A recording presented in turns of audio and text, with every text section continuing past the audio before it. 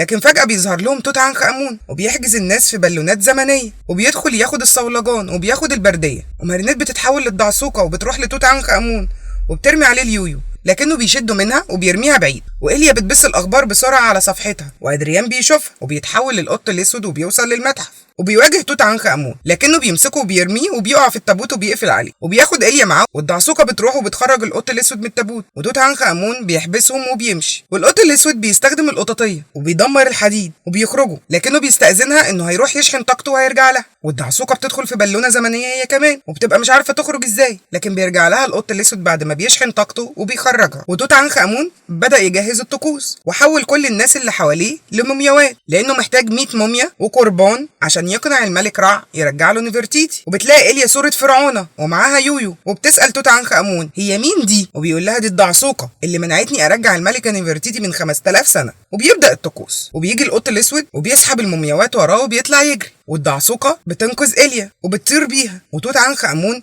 بيطير وراهم وبيوقعها بس بتلحق نفسها، وبياخد إيليا معاه وبيرميها على قمة الهرم، والقط الأسود بتتجمع المومياوات حواليه وبتسحبه الدعسوقة من رجليه وبتسحب المومياوات وراها وبتدخلهم في الأتوبيس وبتقفل عليهم، وبيروحوا للفرعون وبتكتفوا الدعسوقة باليويو بتاعها، وبيجري القط الأسود يطلع على الهرم عشان ينقذ إيليا، لكن الفرعون بيطير وبيطير الدعسوقة معاه، لكنها بتطلع على ظهره وبتقطع السلسلة اللي فيها الأكومة، وبينزلوا عشان يكسروها، لكن الفرعون بيسبقهم وبيطيرهم وبياخد السلسلة، وبتستخدم الدعسوقة تعويذة الحظ، والمرة دي بتديها بدلة الدعسوقة، وبتقول للفرعون البنت مش مناسبة انها تكون الملكة نفرتيتي، ايه رأيك لو خدتني انا وتبقى انتقمت مني بعد 5000 سنة؟ وفعلا بياخدها وبيطير وبينزل إيليا وبيحط الدعسوقة مكانها، وبيأمره هوكموس انه ياخد الميراكولس، واول ما بيفتح ايده عشان ياخد منها الحلق بتاخد هي منه السلسلة وبترمي له الحلق المزيف اللي كان في البدلة، وبيطير عشان ياخده، والدعسوقة بتكسر السلسلة وبتخرج الأكومة وبتزيل منها الشر وبتتقفل البوابة وبيرجع الناس لطبيعتها،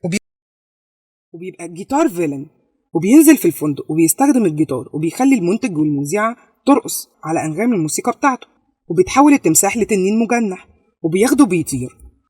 وبينشر عزفه على الناس وبيخليهم يرقصوا معاه، وبيشوفوا أدريان وبيتحول للقط الأسود وبيطلع عشان يواجه جيتار فيلن، لكنه بيهجم عليه بموجات الجيتار بتاعه، والتنين بيهجم عليه هو كمان، وبتشوف مارينيت التنين في السماء فبتتحول بسرعة للدعسوقة عشان تشوف فيه ايه، وبيروح جيتار فيلن للبرج عشان يقابل اكس واي، لكنه بيلاقيه هولوجرام، وبيسأل المساعد بتاعه على اكس واي وبيقول له انه في الاستوديو، وبتوصل الدعسوقة والقط الاسود وبينقذوا مساعد اكس واي، وبيطير جيتار فيلن على التنين، وبتتصل الدعسوقة بسرعة على الاستوديو وبتبلغهم يهربوا المغني اكس واي، وبيوصل فعلا جيتار فيلن وما بيلاقيش حد وبيدمر الاستوديو، وبتوصل الدعسوقة والقط الاسود وبيحذروا اكس واي من جيتار فيلن، وفجأة بيجي تنين جيتار فيلن وبياخد اكس واي في بقه وبيطير، وبتطير وراهم الدعسوقة والقط الاسود، وبيجي ميعاد الحفلة وبنلاقي جيتار فيلن مكتف اكس واي وحطه فوق البرج، وبيفضل يعزف على الجيتار، وموجات الجيتار بتهز الخشبة اللي واقف عليها اكس واي،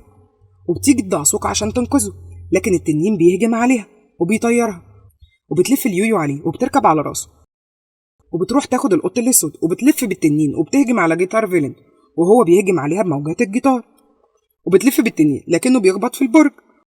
وبيكملوا طريقهم، لكن جيتار فيلن بيرجع يعزف تاني، وكان المغني اكس واي هيقع وبيترجاه انه ما يوقعهوش وانه خلاص بطل غنى، والدعسوقة بتشوفه وبتستخدم تعويذة الحظ اللي بتنزل لها سبراي مثبت للشعر، وبيطلع القط الاسود وبيهجم على جيتار فيلن، وبتقوم معركة كبيرة جدا ما بينهم، وبيستخدم القطاطية، لكن جيتار فيلن بيصوب عليه موجات الجيتار وبيضربه، وبتتدخل الدعسوقة وبترش السبراي على شعره فبيغطي على عينيه وبيقع الجيتار من ايده، لكن المغني اكس واي كان هيقع، لكن الدعسوقة بترمي اليويو وبتلحقه،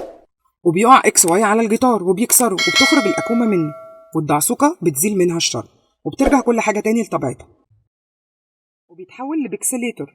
وبيروح على الفندق اللي فيه مستر ستون وبيصور الحراس وبيختفوا، وكلوي وأدريان هما كمان بيختفوا، وبيطلع على مستر ستون وبتشوفه مارينيت اللي كانت بتساعد مستر جادك ستون انه يلاقي النضارة اللي هيحضر بيها الحفل، وبتتحول للدعسوقة، وبيكسليتور بيدخل على مستر ستون وبيخفي التمساح، لكن قبل ما يصور مستر ستون بتلحقه الدعسوقة وبيهجم بيكسليتور على الدعسوقة، وبيفضل يرمي عليها الفلاش لحد ما بتتصفي ايديها وبتختفي، وبتوقعه وبتاخد مستر ستون وبتطير بيه وبتوديه المدرسة عشان يستخبى هناك، وفي الوقت ده بيكون بيكسليتور عمال يخفي في الناس ويحجزهم في الصور عشان يخلي مستر ستون يظهر. وبتروح الدعسوقة عشان تواجه بيكسليتور، لكنه بيفضل يصوب عليها فلاش كتير وكان هيخفيها، لكنها قالت له أنا عندي عرض عشانك، إنك ترجع الناس كلها تاني وأنا هنظم لك جلسة تصوير مع مستر جادك ستون. وبيقول لها أنا هسيب نصهم دلوقتي والنص التاني لما يجي جادك ستون. قالت له تمام أنا موافقة. وبيكون من النص اللي أفرج عنهم دول أدريان اللي بيجري يتحول للقط الأسود وبيروح بسرعة عشان يساعد الدعسوقة. وبيروح ياخد النضارة من بيكسليتور لكنه بيشوفه وبيرمي عليه فلاش وبيخفيه تاني. وبيرجع يطارد في الدعسوقة وبيسيب رجليها. وبيجي جادك ستون وبيروح بيكسليتور عشان يصوره ويخفيه، لكن الدعسوقة بتستخدم تعويذة الحظ وبتنزل لها مراية. وبيستخدم القط الأسود القطاطية وبيدمر المكان اللي كان مخفي فيه، وبيظهر تاني هو والناس اللي اختفت. وبترمي الدعسوقة المراية وبيخبطها القط الأسود وبتيجي قدام بيكسليتور وبتخفيه. وبتاخد الدعسوقة الكاميرا وبتكسرها وبيخرج منها الأكومة وبتزيل منها الشر وكل حاجة بترجع لطبيعتها تاني. فبيبعت هوكمس الأكومة تسيطر عليه وبيتحول هو كمان لفهد أسود وبيطلع يجري ورا كيم وبيخرج كل الحيوانات اللي في الحديقة. وبتتحول مارينيت للدعسوقة وأدريان بيتحول للقط الأسود وبيروحوا للفهد. وبترمي الدعسوقة اليويو على الفهد وبتكتفه، لكنه بيؤمر باقي الحيوانات إنهم يهجموا عليها وبيطلعوا يجروا والحيوانات بتجري وراهم وبيقدروا يشتتوهم وبيرجعوا تاني الكيم والفهد الأسود. والدعسوقة بترمي اليويو على رجل الفهد وبتمسكه وبيتحول الفهد النسر وبيطير منهم. وبتروح الدعسوقة ومعاها القط الأسود ورا كيم، وفعلا النسر بيجي وراهم وبيتحول لدعسوقة صغيرة وبيدخل جوه البيت وبيحبسوه في علبة، لكنه بيتحول لفهد تاني وبيخرج لهم وبيجري وراهم وبيدخلوا جوه أتوبيس وبيدخل معاهم وبيتحول لدب وبيهجم على القط الأسود. وبتقدر الدعسوقة إنها تكتفه، لكنه بيتحول تاني لدعسوقة صغيرة وبيرجع تاني الفهد وبيستخدم القط الأسود القطاطية وبيعطل بيها أبواب الأتوبيس وبيقدروا يخرجوا وبيحبسوا الفهد في الأتوبيس. وبيفضل يتحول لحيوانات كتير لحد ما بيتحول لديناصور وبيخرج لهم وبيطلعوا يجروا منه. وبتستخدم الدعسوقة تعويذة الحظ وبترمي لها كوريك عربية والقط الأسود بيطلع فوق راس الديناصور والدعسوقة بتلف اليويو على رجليه وبيقع الديناصور في الأرض. وبتجري الدعسوقة وبتدخل جوه بق الديناصور وبتستخدم الكوريك وبتفتح بقه وبتنزل تاخد الأسورة وبتكسرها وبتخرج منها الأكومة وبتزيل منها الشر وكل حاجة بترجع لطبيعتها تاني. وبيبعت له هوكموس الأكومة تسيطر عليه وبيتحول لفارس الظلام وبيحول ناس كتير جدا لفرسان تحت أمره وبيكون جيش كبير عشان يروح يهجم على العمدة بورجوا. في الوقت اللي أدريان بيشوف اللي بيحصل وبيتحول للقط الأسود وبيحاول يوقفه، لكنه بيأمر الجيش اللي معاه يهجموا عليه وبينط القط الأسود وبيستخبى تحت الكوبري. وفارس الظلام والفرسان اللي معاه بيكملوا طريقهم لقصر العمدة بورجوا وبيوصلوا فعلا وبيحاولوا يقتحموا القصر. وبيوصل القط الأسود وبيقوم معركة بينه وبين فارس الظلام وبيجروا الفرسان ورا القط الأسود. وبتشوف مارينيت اللي بيحصل وبتتحول للدعسوقة وبتنقذ القط الأسود من قدام الفرسان. والفرسان بيعملوا سلم بجسمهم وبتطلع الدعسوقة توقعهم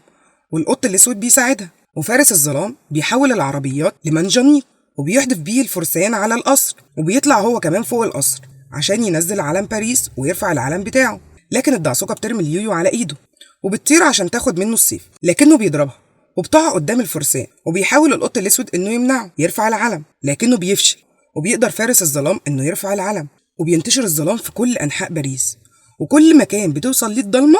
بيتحول الناس اللي فيه لفرسان. وبيواجه القط الأسود فارس الظلام وبتحصل مبارزة كبيرة جدا ما بينهم، والدعسوقة بتواجه الفرسان. فبتستخدم الدعسوقة تعويذة الحظ وبتنزل لها دعسوقة صغيرة وبتفكر هتستخدمها ازاي، وبتظهر لها الخطة وبتطير وبترميها على فارس الظلام وبيرمي السيف من ايده وبياخدوا القط الأسود وبيرميه للدعسوقة وبتكسره وبتخرج الأكومة وبتزيل منها الشر وكل الناس بترجع لطبيعتها تاني. وبتفرح الدعسوقة والقط الأسود بنجاحها وبتخلص حلقتنا. دمتم طيبين يا أحلى الحلوين، وما تنسوناش بقى في الاشتراك وتفعيل الجرس. ولو ليكم في الأفلام الأجنبي تقدروا تشوفونا على قناة قنبلة أفلام. سلام.